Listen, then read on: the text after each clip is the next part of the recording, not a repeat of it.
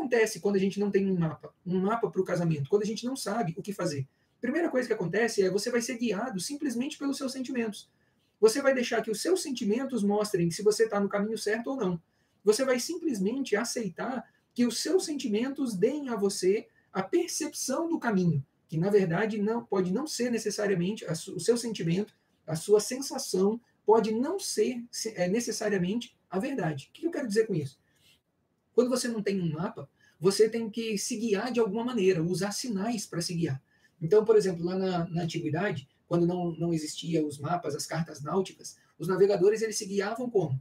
Simplesmente pelos sinais, pelos astros, né, pelas estrelas. Então, se guiava pelo Sol, pela Lua, pelas estrelas, para saber para onde eles deviam ir. Eles se guiavam pelos sinais, pelo tipo do vento, pela formação de nuvens, pela movimentação do mar. Então, os sentimentos, você se guiando apenas pelos sentimentos, você pode se deixar enganar. Né? Os sentimentos eles podem nos enganar, eles podem fazer com que a gente se distraia e não tenha a leitura adequada para poder caminhar na direção que a gente realmente quer. Então, quando a gente não tem um mapa do amor, quando a gente não tem um mapa do casamento, a gente pode ser enganado facilmente pela dor, pela frustração, pelo fracasso, pela tristeza. A gente pode ser enganado por esses sentimentos. E parece que é fácil você perceber quando você não está no caminho certo, quando você sente desconforto. Né? Porque se você usa um sapato que é muito apertado, é fácil você perceber que ele não é do seu número. Ele te dá calo, ele dói seu pé, ele é muito apertado. Você percebe que esse sapato não é do seu pé.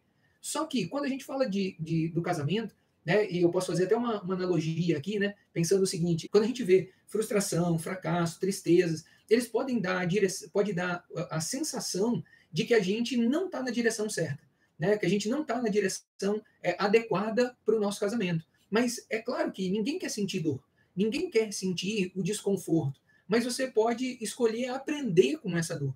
Quando você sente uma dor, você tem a oportunidade de sentar e chorar, reclamar daquela situação, ou você pode escolher aprender com aquela situação. Nelson Mandela que disse essa frase: quando eu acerto, eu celebro. Quando eu erro, eu aprendo. Então, quando algo não dá errado, eu aprendo com aquilo. Né? Em vez de considerar um erro, uma frustração, eu aprendo com aquilo que não deu certo. Então, você pensa o seguinte: se a gente olhar para um animal, né? Você tem lá um animal numa fazenda. Você tem uma área que ele pode circular livremente. Você tem uma área onde ele pode ter acesso ao pasto, à água, né? Ele pode andar livremente. Mas tem uma área onde ele não deve ultrapassar limites. Então, normalmente, a gente usa o quê? Uma cerca de arame farpado para impedir que o animal saia da propriedade. Quando o animal chega naquela região e ele esbarra ali, ele tenta passar e ele sente a dor, aquilo poderia fazer ele ficar triste, mas na verdade aquela dor é que mostra a ele não superar ou não ultrapassar aquele limite que vai ser prejudicial para ele, vai se perder ou não vai ter acesso ao que ele já teria. Então, às vezes, a gente sente uma dor no relacionamento, a gente tem um desconforto, mas não necessariamente a gente tem que ficar triste porque algo não deu certo. A gente tem que aprender o que fazer para dar certo. Eu já sei que isso não dá certo. Esse jeito eu aprendi que não é bom. Qual é o jeito que vai ser melhor? Então, quando a gente você tem assim aqueles momentos, né, de homem e mulher dentro de casa, que às vezes o homem não quer falar e a mulher quer falar. Quando acontece algo de desconfortável com uma mulher, ela quer contar a história, ela quer falar, ela quer dar os detalhes, ela quer dizer o nome, a roupa, quem disse, o que disse, cada ponto, cada vírgula. O homem simplesmente quer ficar em silêncio. E a gente precisa entender como é um e o outro, qual é a particularidade ou a personalidade de um e do outro.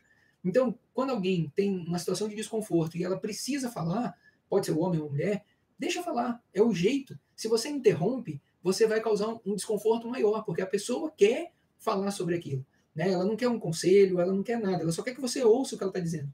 Por outro lado, se uma pessoa está chateada e ela quer ficar em silêncio, a gente também precisa respeitar aquele tempo do silêncio para a pessoa refletir, pensar, perceber as limitações e como avançar. Se você fica insistindo, não, fala, eu quero que você fale, é melhor você falar. Não, talvez seja melhor para você falar, mas talvez para o outro ou para outra seja melhor ficar em silêncio naquele momento. Então a gente precisa saber aonde andar. Então, se você interrompe ou se você força o outro a falar, pode ser que haja uma explosão. Diga assim, poxa, eu não quero falar agora, ou poxa, me deixa falar. Né? Então, você sabe, opa, interromper ou falar nessa hora não é o melhor a fazer. Então, quando você não tem um mapa, você não conhece, você não reconhece os limites de um ou de outro, você não tem um mapa, você é guiado só pelos sentimentos, pelos sinais. E tem pessoas que, ó, percebem rapidinho um sinal. Ela percebe quando alguém está em silêncio, quando alguém fala demais, quando alguém se afasta, quando alguém não responde uma mensagem. Ela percebe os sinais e ela consegue parar e pensar: o que será que aconteceu?